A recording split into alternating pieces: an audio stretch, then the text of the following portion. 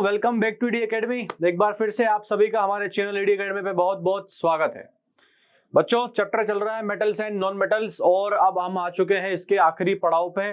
Metallurgy को खत्म करने के बाद में अब हमारा हमारा टॉपिक जो बचा है लास्ट, उसका नाम है अलॉयज एंड अमलगम। ठीक है, ये लास्ट वीडियो है इस चैप्टर की। इसके बाद में एनसीईआरटी क्वेश्चंस वगैरह कुछ वीडियोस आएंगे, वो आप देख लीजिएगा। क्वेश्चंस हैं, क्वेश्चंस साथ में कीजिएगा। ठीक है, तो अपने को लास्ट टॉपिक समझना है इस चैप्टर का और उसका नाम है अलॉयज एंड अमलगम। चलो बच्चों शुरू करते हैं। सबसे पहले अलॉयज होता क्या है और काम में क्या आता है। देखो, अलॉयज बेसिकली हम जो बनाने वाले हैं वो मेटल्स की उनकी क्या बोले अपन, उनकी रिएक्टिविटी को, उनकी प्रॉपर्टीज को चेंज करने के लिए करते हैं। सबसे पहले ध्यान में रखना है कि अलॉयज क्यों बनाते हैं हम, कि सर हम अलॉयज इसलिए बनाते हैं उनकी प्रॉपर्टीज को चेंज करने की। किनकी प्रॉपर्टीज को? मेटल की प्रॉपर्टीज को चेंज करने के लिए। मतलब हमने जो हमारा मेटल निकाला था ना, कहां से निकाला था? मेटलर्जी से निकाला था। तो वहां से जहां से अपन ने निकाला था प्रोसेस करके, तो मेरा जो भी मेटल मिला है, अगर मैं चाहूं कि मुझे उसकी कुछ प्रॉपर्टीज को इंप्रूव करना है तो मैं क्या बनाता हूं? मैं बनाता हूं अलॉय। ठीक है, चलो बच्चों इसकी डेफिनेशन पढ़ते हैं। डेफिनेशन में क्या लिखा है कि alloy is a homogeneous mixture of two और मोर मेटल्स और a metal and non metal. मतलब कि सबसे पहली बात तो होमोजीनियस मिक्सचर क्या होता है, 9th क्लास में पढ़ा हो तो कि मिक्सचर होमोजीनियस मतलब आपने कुछ डिफरेंट एलिमेंट्स को मान लो मिला दिया है। ठीक है, सबसे पहली बात अगर हम आसान शब्द में समझे होमोजीनियस मिक्सचर क्या होता है। मिक्सचर मतलब मिश्रण, दो चीजों को जब मिला देते हैं, दो से ज्यादा चीजों को मिला देते हैं तो हमको क्या मिलता है? मिक्सचर मिलता है। बट होमोजीनियस कब कहलाएगा? होमोजीनियस जब कहलाएगा जब आपने जो भी एलिमेंट्स, जो भी पार्टिकल्स, जो भी XYZ चीजें जो भी आपने उसके अंदर मिलाई है वो अगर यूनिफॉर्मली मिक्स हो गई है। यूनिफॉर्मली मतलब सब तरफ से वो एक समांतर तरीके से अगर मिक्स हो गई है तो हम बोल देंगे कि हमारा मिक्सचर कौन सा है?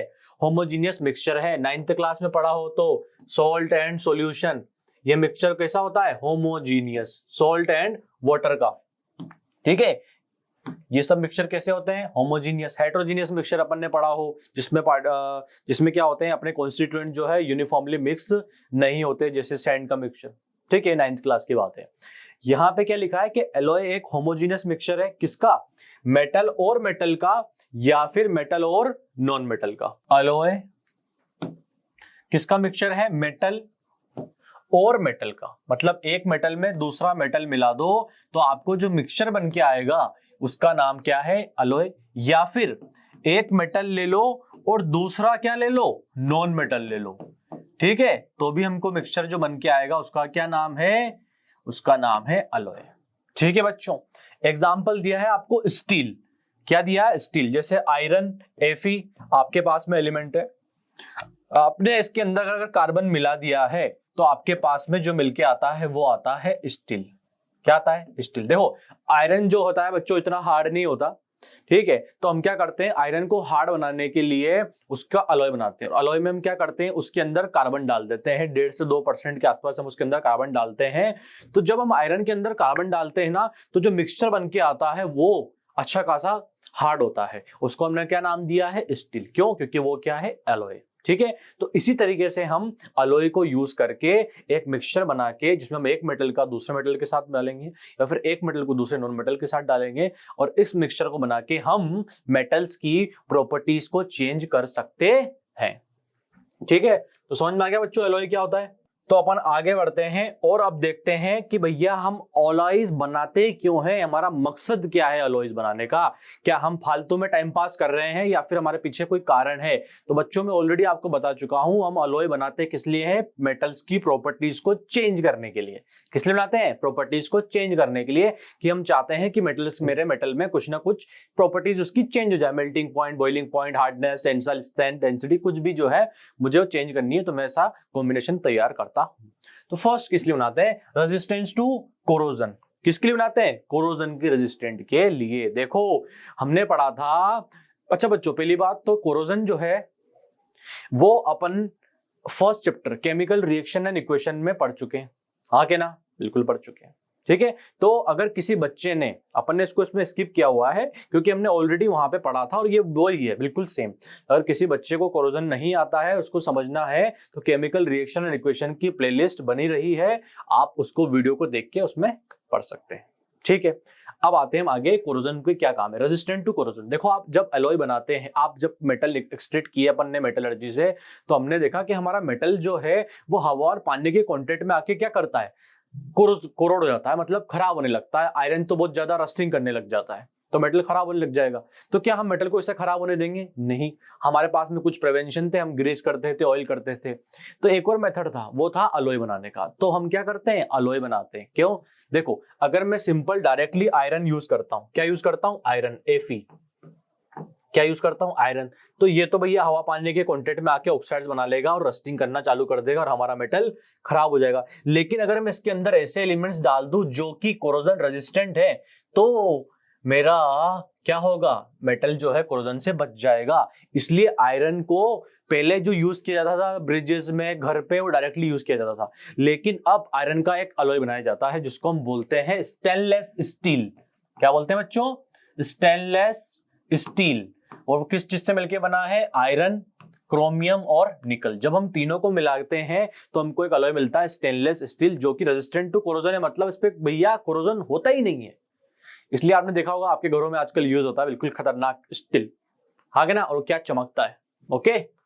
Second, to increase the hardness और इंक्रीज द टेंसाइल स्ट्रेंथ। मतलब हम अलॉय इसलिए भी बनाते हैं कि हम किसी भी मेटल की टेंसाइल स्ट्रेंथ बना दे। मतलब देखो, एक मेटल जो है, अपन उसके ऊपर अगर हैमर करें तो क्या होगा, वो टूट जाएगा। लेकिन अंदर, उसके अंदर एक कैपेबिलिटी है कि जब कभी तक, एक पॉइंट तक तो उस चीज का अपोज करेगा, उसको बोलते हैं उसकी टेंसाइल स्ट्रेंथ। मान लो मेरे पास में जो पेन है, अगर मैं इसको ठोकूंगा ठोकूंगा ठोकूंगा तो एट द एक पॉइंट पे आके टूट जाएगा पीसेस में। लेकिन तब तक कुछ पॉइंट तक तो रेजिस्ट करेगा, अपने आप को शेप चेंज करने की कोशिश हटाएगा, मतलब नहीं होने देगा। उसको क्या बोलते हैं, उसकी टेंसाइल स्ट्रेंथ बोलते हैं। तो अगर आप एलॉय बनाओगे तो हार्डनेस ज्यादा हो जाएगी, तो टेंसाइल स्ट्रेंथ भी क्या है, इंप्रूव हो जाएगी। Third, to change the reactivity of element. देखो, कुछ हमने पढ़ा था मेटल्स की रिएक्टिविटी अलग अलग होती है। तो भैया कुछ एलिमेंट्स बहुत ज्यादा रिएक्टिव होते हैं, कुछ लेस रिएक्टिव होते हैं। तो मान लो मुझे ऐसी रिएक्शन करानी है जिसमें मुझे एक मेटल से काम है, मान लो सोडियम से काम है, वो बहुत ज्यादा रिएक्टिव, मुझे उसकी रिएक्टिविटी थोड़ी सी कम करनी रही, तो फिर देखो हम क्या करते हैं, हम ऐसा एलिमेंट मेटल में दूसरा ऐसा मेटल डाल देंगे जिसकी रिएक्टिविटी क्या है, बहुत कम है। जैसे मैं बोलता हूँ NaHg, इसको सोडियम अमलगम बोलते हैं।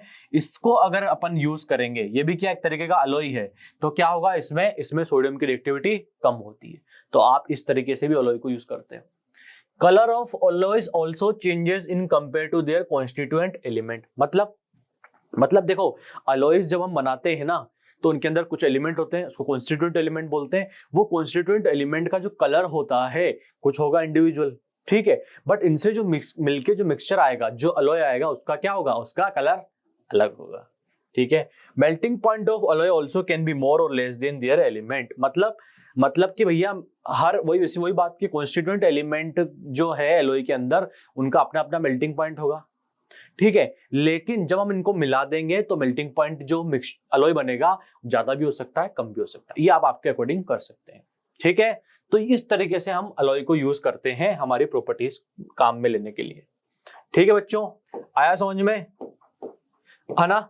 अब हमको देखना है कुछ इंपॉर्टेंट अलॉयज, ठीक है। देखो, अब बोर्ड में क्या है, बोर्ड में क्वेश्चन कैसे पूछते हैं, देखो बोर्ड में ऐसे नहीं पूछेगा आपके कि व्हाट इज अलॉय, और आप डायरेक्ट बोल दो कि homogeneous mixture of metal and non metal, metal and metal, और 2 नंबर ले जाओगे। नहीं, फ्री में नंबर थोड़ी ना बैठ रहा है बच्चों। इस बोर्ड में आपसे ये पूछे हुए क्वेश्चन कि भैया brass is a alloy of which element. मतलब वो खुद बोल रहे हैं कि ब्रास अलॉय है, वो खुद बोल रहे हैं कि ब्रास अलॉय है, पर वो आपसे ये पूछना चाह रहे हैं कि आप जब ब्रास को अलॉय बनाते हो तो उसमें कौन कौन से एलिमेंट डालते हो, वो हमको बता दो, 1 नंबर ले जाओ।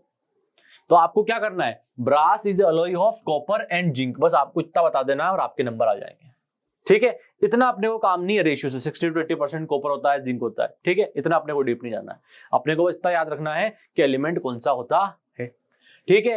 ये यूज किए जाते हैं लॉक्स, मतलब ताले बनाने के लिए, इलेक्ट्रिक प्लग्स एक्सेट्रा बनाने के लिए आपके ब्रास के अंदर। ब्रास क्या है, पीतल के पहले बर्तन भी बनाए जाते थे, आजकल तो यूज नहीं होते हैं, ठीक है। तो ये वही है। तो ब्रास क्या है, अपना अलॉय है, कुछ किसका, कॉपर और जिंक का।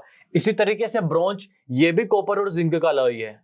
तो फिर सर इसमें फर्क क्या है? बेटा फर्क ये है कि इसमें 60 to 80% कॉपर यूज हो रहा था, इसमें कॉपर का परसेंट बढ़ गया और जिंक का परसेंट कम हो गया। ठीक है बच्चों।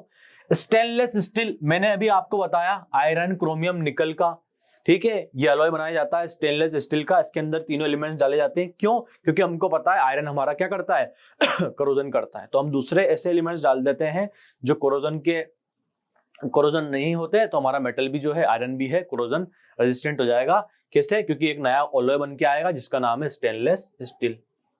ठीक है।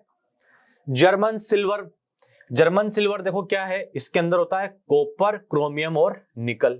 क्या होता है? कॉपर, क्रोमियम और निकल।